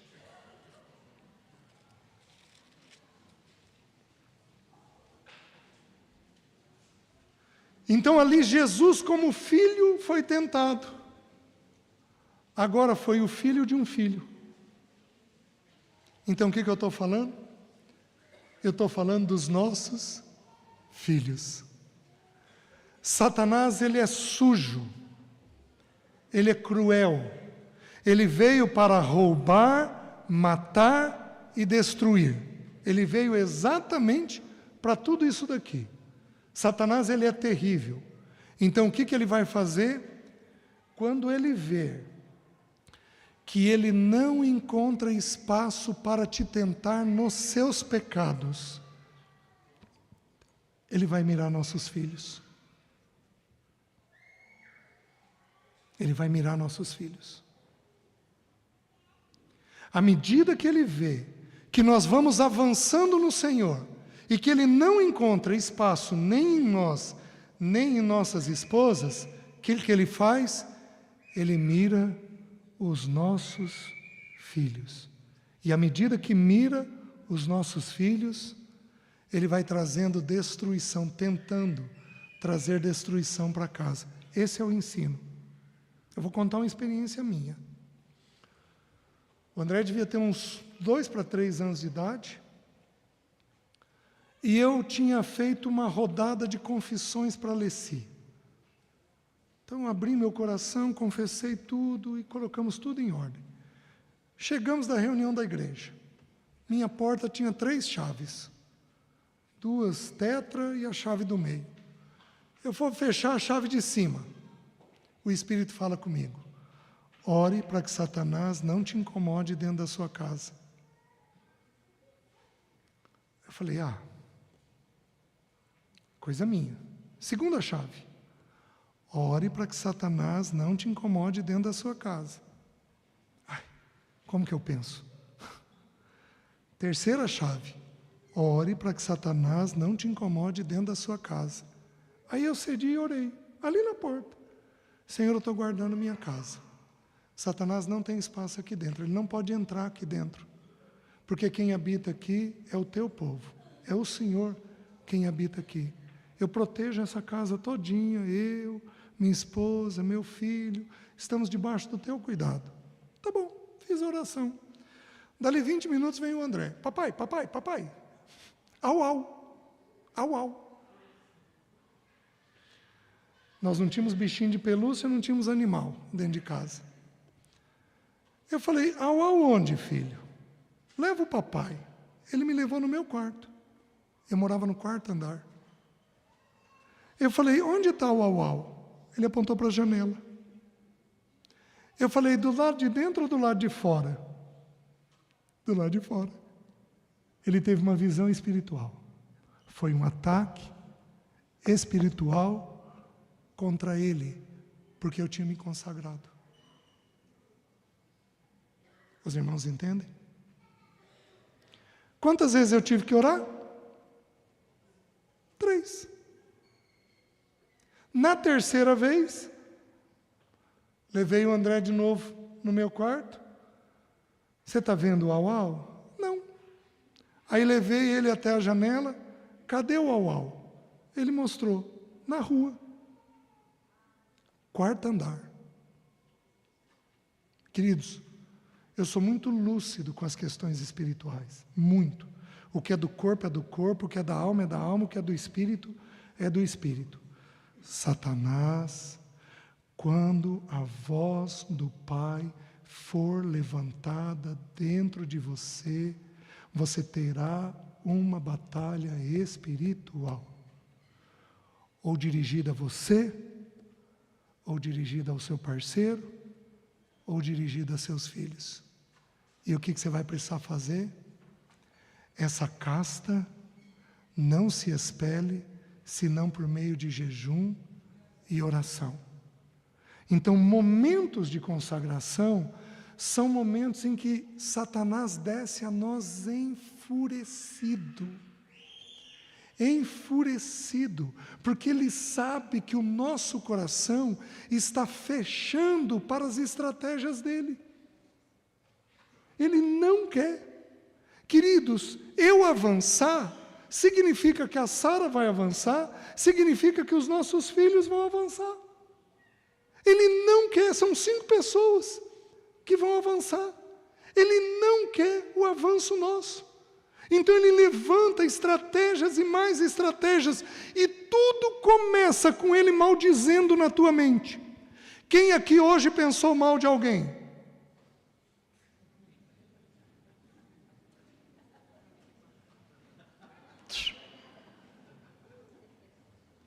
Hoje. Eu falei para o Cleiton ontem à noite, Cleiton, esse é um tema que vai dar batalha espiritual. A próxima semana vai ser uma semana complicada. O Cleiton me falou agora de manhã, César. Uma irmã me procurou, a filha dela estava vindo para cá, foi assaltada. Teve uma tentativa de assalto. Satanás não quer esta pregação. E a primeira estratégia dele conosco é jogar pensamentos que maldizem a vida. Porque aí a gente não vê Deus Pai na nossa vida. Simples assim. Amém, meus irmãos? Eu posso parar, mas tem mais coisas a dizer. Tem mais um tempinho? Eu vou mais 15 minutinhos. Deixe-me lhes dizer, então, deixe-me falar para vocês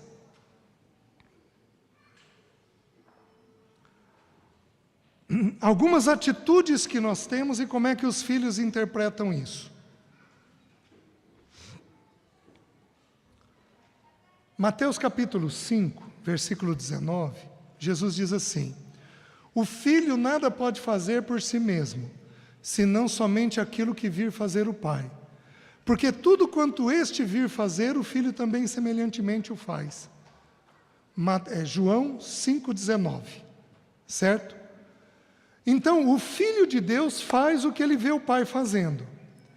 Porém, João 8,38, o 32, e conhecereis a verdade, o 36, se pois o Filho vos libertar, o 38, vós fazeis o que vistes em vosso Pai. Meus queridos, nós aprendemos a ser pais sendo filhos. Ou seja, o jeito que você foi como filho, você tende a transmitir isso na tua paternidade. Porque as duas relações, elas são muito unidas. Então, é uma moeda com duas faces. Eu sou filho, e à medida que vou sendo filho do pai terreno, vou pondo reparo nas coisas dos pais terrenos, eu vou agindo depois como pai. As duas realidades de pai, de filho e de pai, são muito próximas. E o que é pior, quem aqui teve mãe ácida, mãe queixosa, mãe irritada? Levanta a mão. Certo? Alguns dos irmãos repetiram esse padrão? Sabe por quê? Porque olha o que a Bíblia diz. Foi citado também já aqui, pelos irmãos. O bem que eu prefiro eu não faço, mas o mal que eu detesto eu pratico. Quanto mais reparo você põe, mais você está absorvendo. Quanto mais reparo você põe nas coisas erradas do pai e da mãe, mais você está absorvendo aquilo. Então, tudo é uma questão da gente olhar ou ouvir. Então, a gente vai olhando, gente, mas que coisa, eu não quero isso. Olha só, minha mãe não pode agir assim, olha que tipo de coisa que ela está falando. Quando você vê, você está falando assim com teu marido. Por quê? Porque nós aprendemos com os nossos pais. Então, vós, porém, fazeis o que vistes em vossos pais. É assim que funciona. Então, deixa eu citar algumas atitudes que nós podemos ter e o dano disso. A primeira atitude que nós podemos ter como pai, crítico. Quem aqui é crítico? Levanta a mão. Levanta alto. O que você gera no filho? Você gera no filho uma ideia de que ele tem que condenar e julgar os outros. Você tem um filho julgador e condenatório, porque é o modelo que você está dando, à medida que você é crítico. Quem aqui é bom de tarefa? Levanta a mão. Esses vão exigir muito dos filhos. E podem ser muito críticos com os filhos. E aí, nunca está bom o suficiente para o filho. Que imagem o teu filho vai ter de Deus? De um Deus que condena. Aí você vai falar, nossa César, que pesado. E eu vou virar para você e vou falar, leia Lamentações capítulo 3. Eu sou o homem que viu a aflição pela vara do furor de Deus. Porque Ele me fez andar nas trevas e não na luz. Esquadrinhou o meu caminho. Fez-me quebrar os dentes como pedrinhas de areia. E vai por aí afora. Jeremias teve uma visão extremamente distorcida de Deus, por causa daquilo que ele estava vendo acometer com o povo. Mas nós não conhecemos. Ele aprendeu, como qualquer um de nós, a enxergar Deus Pai, à medida que viu o Pai terreno. Se você tem hostilidade, você é estúpido. Se eu perguntar, fica meio difícil, né? Quem aqui é ogro? É meio ogro. Alguém aqui corre o risco de ser estúpido?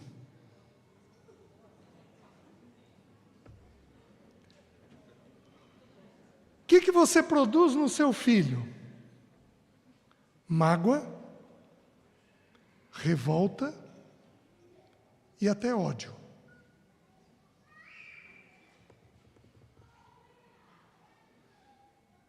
Que ideia você cria de Deus? De um Deus que nunca é favorável. Nunca. Você tem uma atitude de reprovação ou ridicularização. Quem aqui é irônico, brinca muito? Levanta a mão. Vocês, por favor, vão decorar. Provérbios 21, 24. Ou é 24, 21?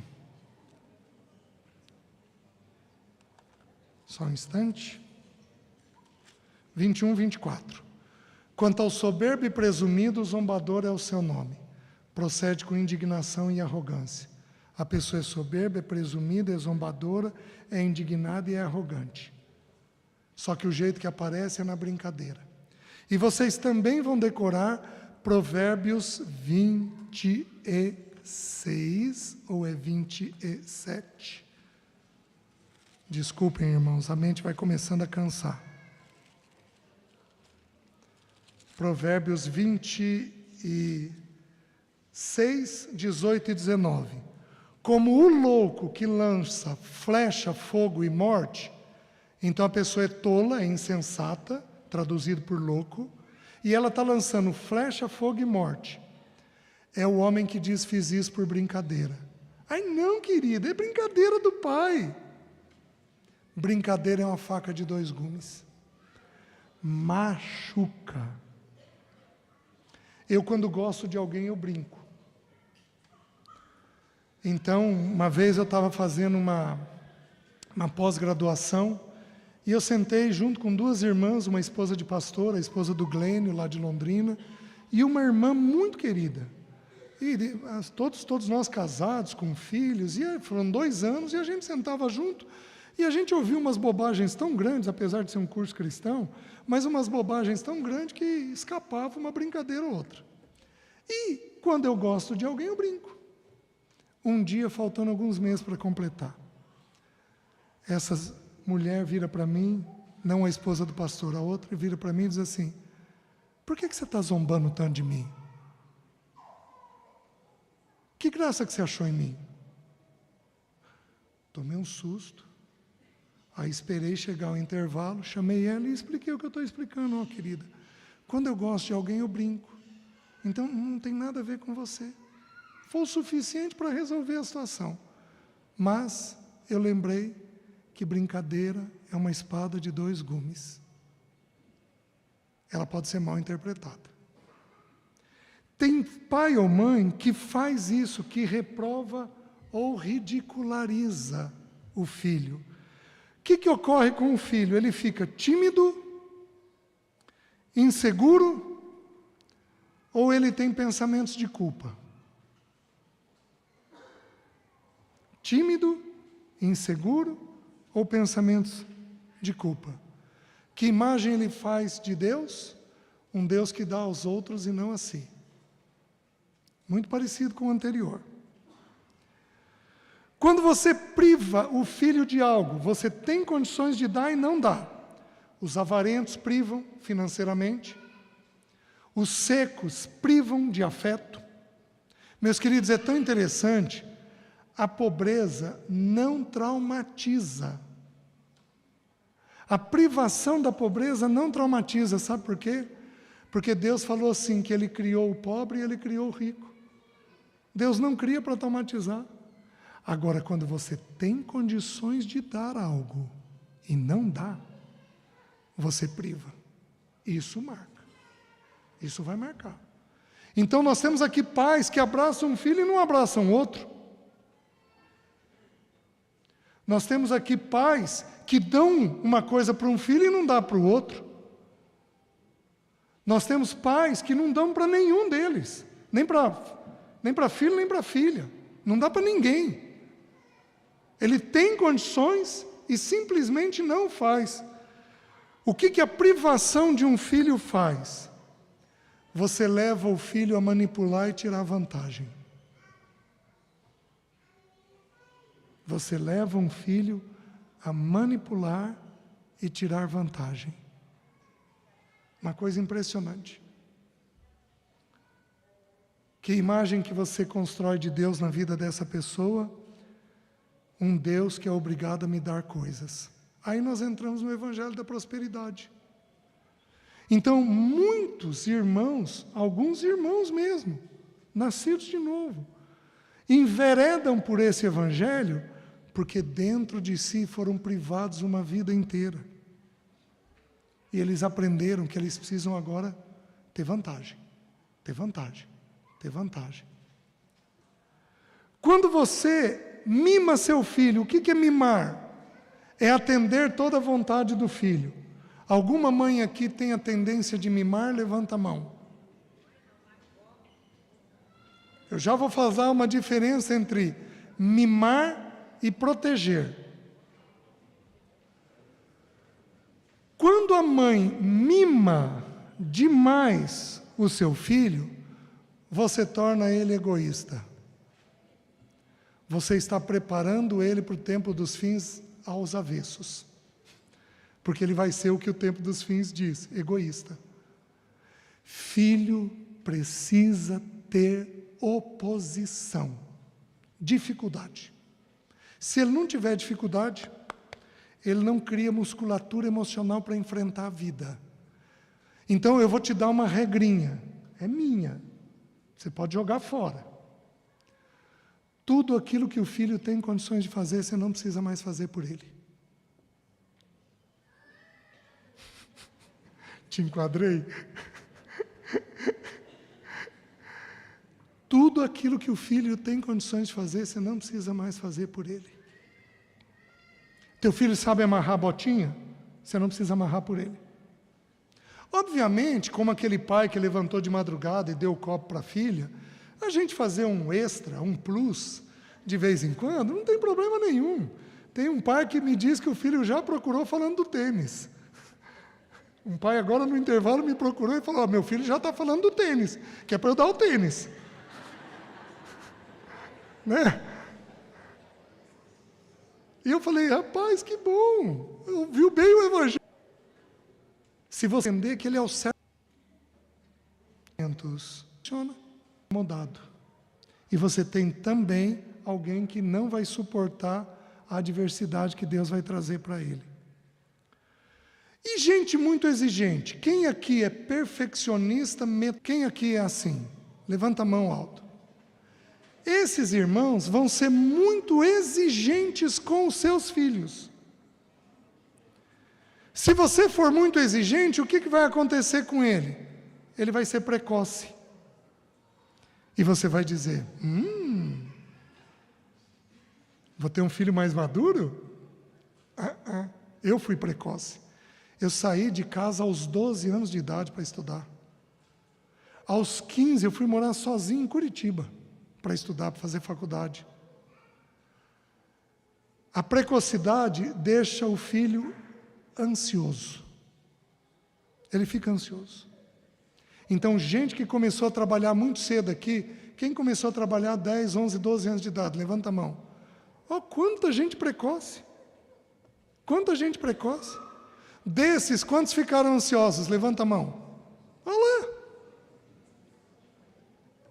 Porque você é requerido na vida numa época que você não tem estrutura para ser. Então, se você for muito exigente, você deixa o teu filho precoce, inseguro ou com um senso de culpa monstruoso.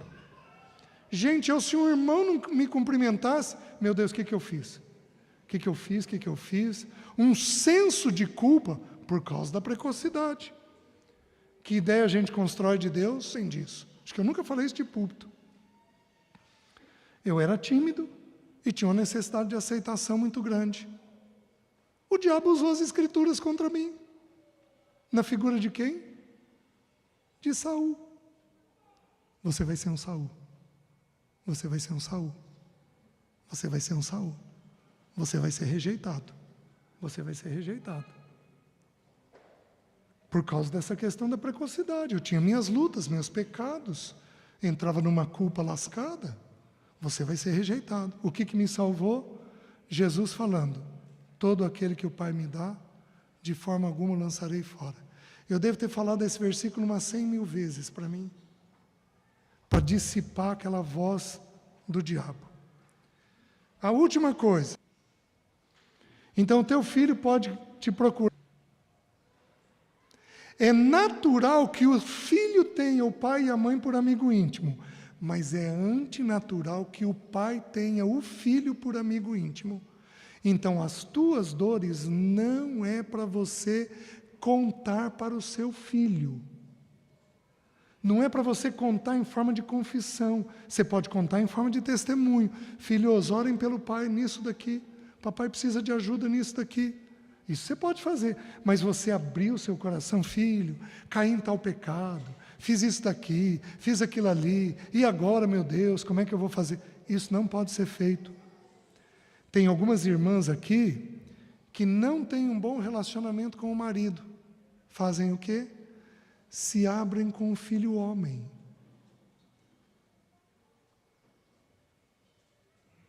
Como é que esse filho fica? Irritado. Porque não é papel dele. É papel do teu marido. Então, nós precisamos ser para os nossos filhos um porto seguro. Vocês estão entendendo? Nós teremos o Senhor e alguns irmãos como porto seguro, mas não os nossos filhos. Amém? Amém. Obrigado aos irmãos que fizeram o convite, obrigado aos irmãos que partilharam junto o privilégio de poder dividir a palavra com os irmãos. Se coloca de pé, não saia do ambiente ainda, se coloca de pé. Deixa eu fazer uma oração, o Cleiton vai tomar a palavra. Abraça quem está aí perto de você, se for possível.